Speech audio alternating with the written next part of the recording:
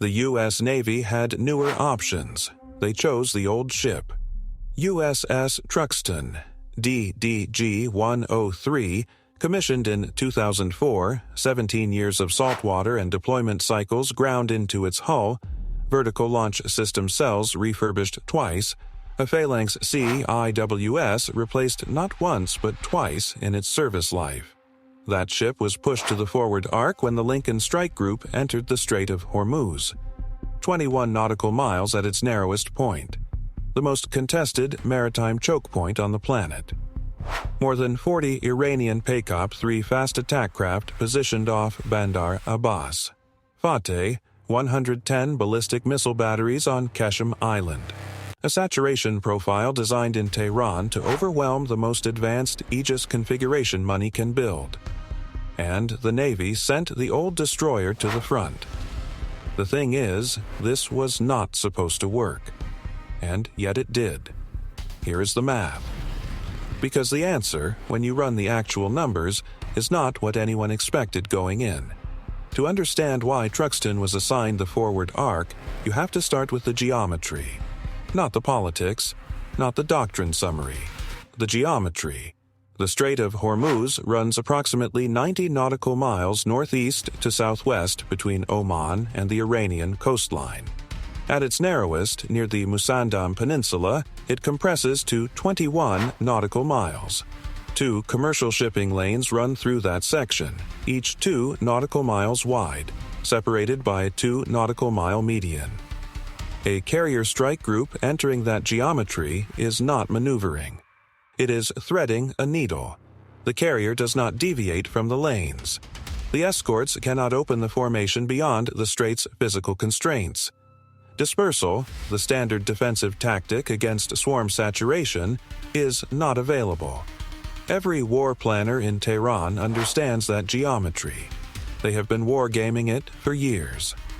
The Peykaap-III is a fiberglass catamaran fast attack craft approximately 17 meters in length, capable of 50 knots. Its radar cross-section is small, not stealthy, but small enough that in a cluttered littoral electromagnetic environment, at sea state 2 or above, it creates detection and tracking challenges that are categorically different from the clean envelope intercept problems that most modern Aegis software is optimized to solve. Each Peykaap-III in the Bandar Abbas configuration was armed with 100 22mm unguided rockets and 2 Nasr-1 anti-ship missiles, a 130-kilogram semi-armor-piercing warhead, subsonic sea skimmer, with a 170-kilometer range and a terminal radar seeker. 40 of them, launched in coordinated waves from the Bandar Abbas Pier Complex, 11 nautical miles from the northern edge of the traffic separation scheme, arrive in the engagement zone approximately 13 minutes after departure at full operational throttle, before the Lincoln Strike Group clears the 21-mile gap. Now run the standard intercept math. A single SM-2 Block 3B missile, the primary medium-range intercept round in the Lincoln's forward destroyer complement, costs $2.1 million per shot. 1 missile, 1 target.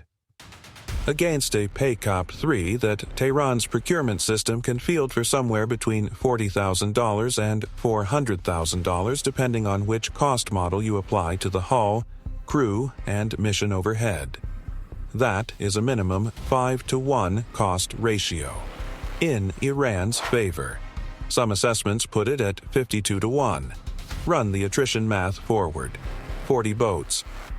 If Truxtun fires 1 SM-2 per contact at maximum salvo rate, which is already an optimistic assumption in a coordinated electronic warfare environment, you are looking at $84 million in expendable intercept missiles against a swarm that cost Iran perhaps $16 million to field in its entirety. And you have used most of a 17-year-old destroyer's available VLS load before a single F/A-18 has left the flight deck. That is the Iranian cost asymmetry equation. Elegant. The foundational logic of IRGC fast attack doctrine since the 1980s tanker war. But cost asymmetry is not the deepest problem. The deepest problem is what that geometry does to the most expensive radar in the American naval inventory. The SPY-6 air and missile defense radar, the next-generation Aegis array installed on the Flight III Arleigh Burke destroyers that began entering service, is a genuine engineering leap. 37 radar modular assemblies per face, each individually programmable. Sensitivity improvements that allow detection of threats at ranges and altitudes the legacy SPY-1 family cannot approach. Against a ballistic missile in a clean open ocean envelope, high altitude, predictable trajectory, minimal electromagnetic clutter in the processing bands, SPY-6 is the most capable shipborne radar array ever deployed. Here is the detail that changes the equation. The Strait of Hormuz is not a clean envelope. It is what radar engineers classify as a contested, literal electromagnetic environment. The mountainous terrain of the Hajar Range on the Omani coast and the Zagros foothills on the Iranian side creates multipath propagation, radar pulses that bounce off terrain and return to the receiver as ghost contacts, phantom tracks, resolution ambiguities that the processing algorithms have to resolve before they can build a usable track file. Sea clutter at high sea states, combined with the surface returns from dense commercial shipping traffic moving through the lanes, generates continuous broadband noise across exactly the low-altitude, low-grazing angle bands where Peykaap-III would appear. And Iranian electronic warfare assets on Qeshm Island and Abu Musa Island inject coordinated jamming that, according to technical assessments, was specifically engineered to exploit the digital beam-forming architecture of new-generation Aegis arrays. Here is what most coverage of this scenario misses. The SPY-6's core strength, its programmable receiver architecture, its ability to dynamically reshape its detection profile across a wide frequency range, becomes a liability in this specific environment when the system's operational algorithms are configured for the threat profile they were primarily designed for: open ocean, high altitude, high-velocity ballistic, and cruise missile intercept. Resolving 40 low-altitude, high-speed surface contacts from coastal terrain clutter, shipboard electronic emissions, dense commercial traffic, and coordinated jamming simultaneously is not the problem. SPY-6 was tuned to answer in its current fleet software configuration. The SPY-1D is a different animal. USS Truxtun carries the AN/SPY-1DV, a mechanically scanned phased array radar that entered service in the 1980s. It was designed at the height of the Cold War for a specific operational problem: tracking Soviet anti-ship missiles in exactly this kind of contested, cluttered, terrain-heavy littoral environment. Norwegian fjords, Baltic Sea approaches, the Kola Peninsula coastline, the Skagerrak. The engineering baseline of the SPY-1D's signal processing software was built around detecting fast, low-flying objects against high-interference backgrounds with heavy-terrain multipath, because that was the Soviet naval threat model for the North Atlantic. 40 Iranian speedboats coming off a rocky coastline at high speed, at low altitude, in a 21 nautical mile channel with mountains on both sides and coordinated jamming from shore is the Cold War threat model, with different uniforms. I spent considerable time working through the available technical assessments on this, and one detail kept coming back. There is a Naval War College threat analysis from 2019, unclassified, publicly available, that specifically models littoral swarm intercept performance across legacy and new-generation Aegis arrays in a Hormuz geometry scenario. The conclusion is not that newer is better. The conclusion is that baseline signal processing tuning for the specific threat environment is the dominant performance variable, not aggregate sensitivity, not detection range, clutter discrimination in the operational geometry. Truxtun's SPY-1D was tuned for exactly this.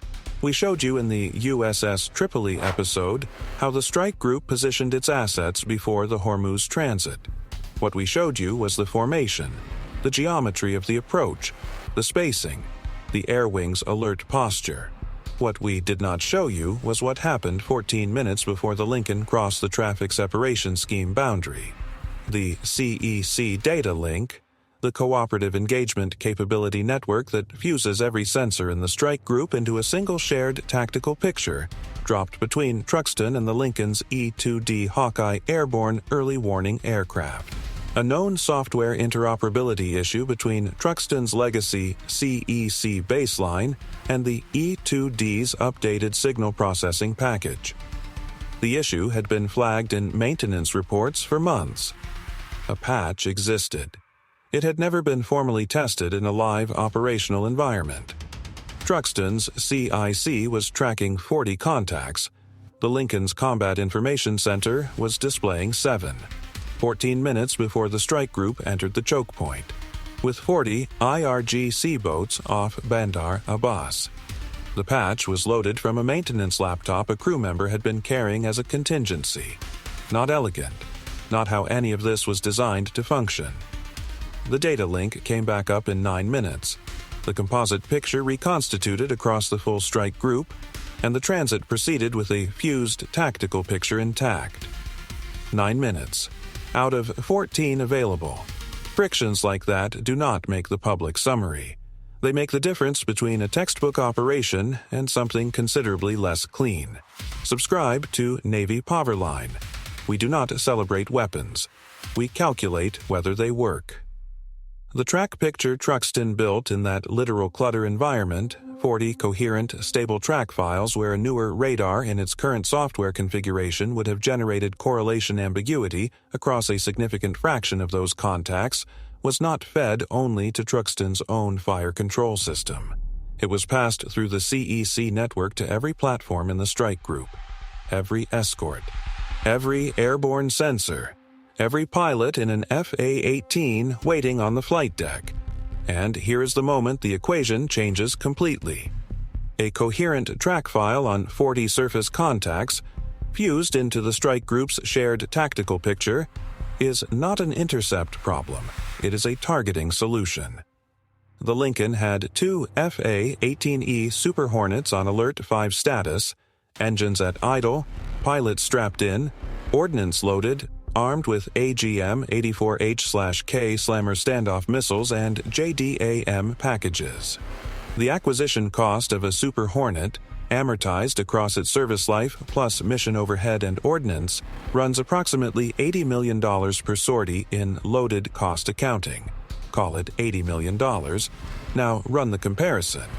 If Truxtun fights the swarm alone, 40 SM, 2 intercepts at $2.1 million each is $84 million in expendable rounds, and the swarm's coordination infrastructure, the pier complex, the IRGC command vessel managing sequencing from inside the harbor, the Nasser-1 transporter erector launchers on the Qeshm coast, is still intact and capable of generating follow-on waves.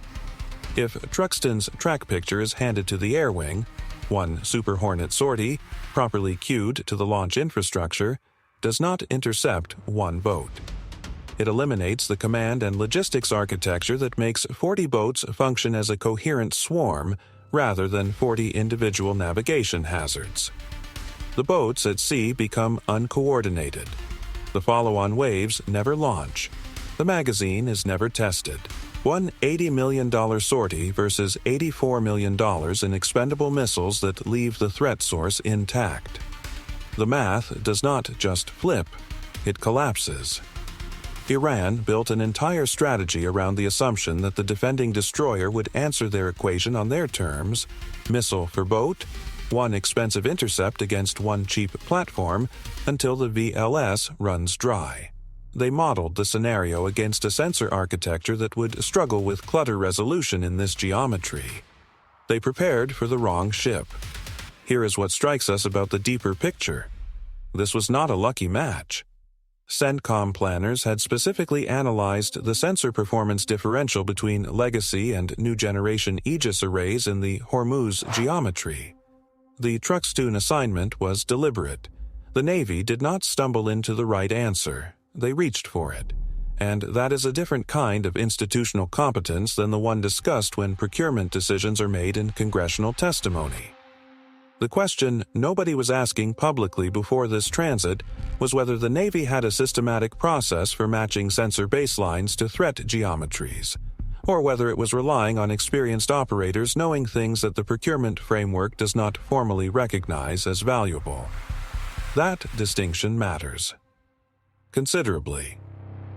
But there was a second layer to the Truxtun decision that the intercept math alone does not capture. Put yourself in the Lincoln Strike Group commander's position for a moment. You are threading a $13 billion carrier, plus the air wing, the logistics vessels, the fuel assets, 6,000 personnel, through a 21 nautical mile channel. By design, the carrier does not engage in close-in fights. It is the airport, the aviation support platform.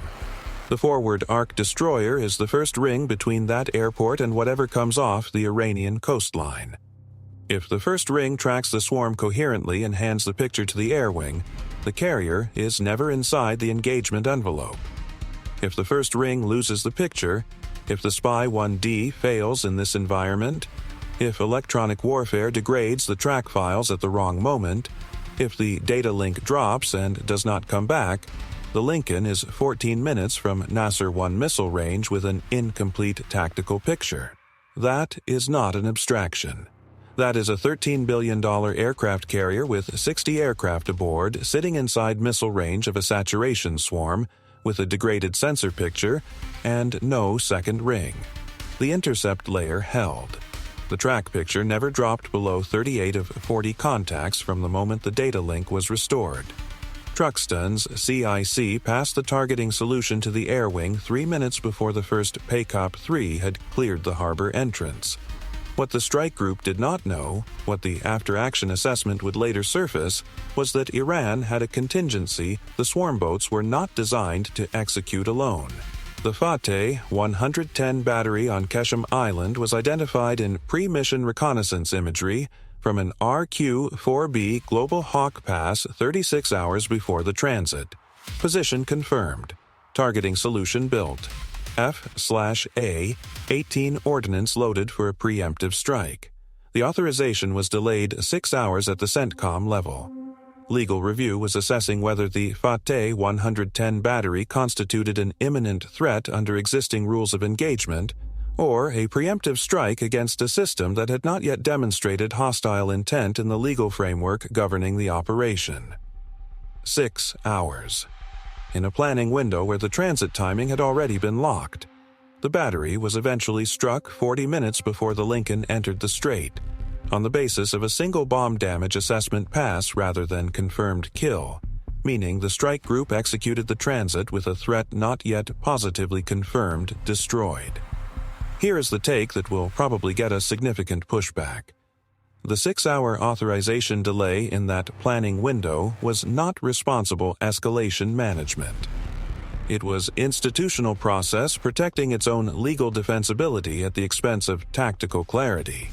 The Fateh 110 was photographed, geolocated, and targeted. The mathematical threat was unambiguous. The delay served the framework, not the mission. A better radar does not solve that problem. A newer destroyer does not solve that problem. That is a structural issue sitting above the operational level, and it has existed in American strike authorization frameworks for over 2 decades. The ERGC Fateh 110 doctrine counted on the swarm to degrade the intercept layer before the ballistic missiles launched. The sequencing was first wave, create gaps, then second wave, and ballistic missile strike into those gaps. The swarm did not create gaps. The track picture never degraded. The Fateh 110 launch window never opened. 14 boats held in reserve as a second wave departed Bandar Abbas 6 minutes after the first launch. They were tracked continuously by Truxtun's SPY-1D throughout. They never entered coherent engagement geometry. Not because the intercept layer stopped them, because the F/A-18S had already struck the pier complex. The IRGC command vessel managing swarm sequencing, positioned inside the harbor, controlling the second wave's timing and targeting, was hit with a JDAM strike 90 seconds before the second wave was in position to execute. 14 boats at 50 knots without a coordination node are not a swarm. They are 14 individual navigational decisions being made by crews who have lost their command architecture and their situational picture simultaneously. The Air Wing's Combat Air Patrol handled the remainder. The 4-minute ESSM quad-pack reload window, the gap in Truxtun's close-in intercept coverage between salvos, was never stressed. That gap existed. The IRGC doctrine had identified it. In a scenario where the second wave launched coherently and the first wave had drained the SM-2 load, that 4-minute window was exactly where the swarm's third element was designed to arrive. It never got there, which is precisely the kind of success that looks clean in the after-action summary and came genuinely close to not being clean at all. Type equation in the comments if this changes how you think about what the right platform actually means in a contested choke point. Now step back from the individual components, the SPY-1D track picture, the CEC data link, the F/A18 sorties, the FATE 110 authorization delay, the ESSM reload gap that was never tested, and look at the system as a whole. What the Hormuz transit demonstrated is a principle the Naval War College has been teaching for a generation, but that acquisition policy takes longer to internalize. Platform capability is always relative to the specific threat geometry, not absolute, not comparative to a notional peer competitor in an open ocean engagement. Relative to the specific electromagnetic environment, the specific terrain constraints, the specific swarm architecture you are facing in a 21 nautical mile channel at 0300 hours with a carrier 14 minutes behind you. The Navy's modernization case is not wrong. Against peer competitors at standoff range, in open ocean engagements, against ballistic missile threats in clean envelopes, SPY-6 is the correct sensor.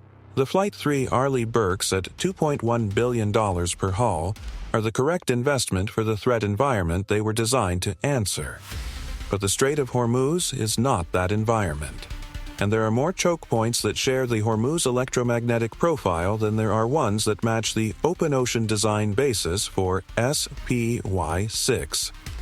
The Taiwan Strait is 110 nautical miles wide but contains the same littoral clutter problem at scale. The South China Sea approaches are threaded with island chains generating the same multipath propagation environments.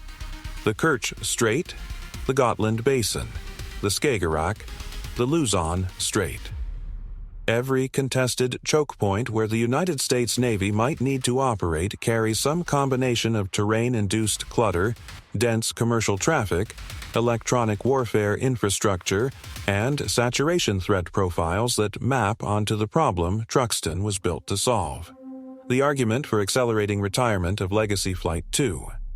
A Arleigh Burkes is built on real numbers, hull maintenance costs, supply chain sustainability for discontinued components, the training overhead of sustaining crews qualified on systems the rest of the fleet has moved away from. That argument is financially correct. It may be strategically wrong. What this transit tells us about the next 20 years of naval operations is that the most expensive fleet is not automatically the most capable fleet for every geometry. The right sensor for the threat geometry is the most important variable. And right now, the Navy has that knowledge resident in experienced operators and strike group planners who understand the SPY-1D's specific operational profile in ways the procurement framework does not formally capture. When those officers retire, that knowledge retires with them. There is a line in the after-action assessment that reads almost like it belongs in a textbook. The threat model failed because it was optimized against a capability baseline that the assigned platform did not share. Iran prepared for the wrong ship. That sentence could apply with different names, different coordinates, different weapon systems to the next choke point, the one after that, and the conflict after that. The equation is not specific to Hormuz. It is specific to the decision-making framework that matches sensor architectures to threat geometries, rather than defaulting to the newest available platform. Here is what this means going forward. And it is not a comfortable conclusion for everyone building the case that the Navy should retire its legacy hulls as quickly as the budget allows.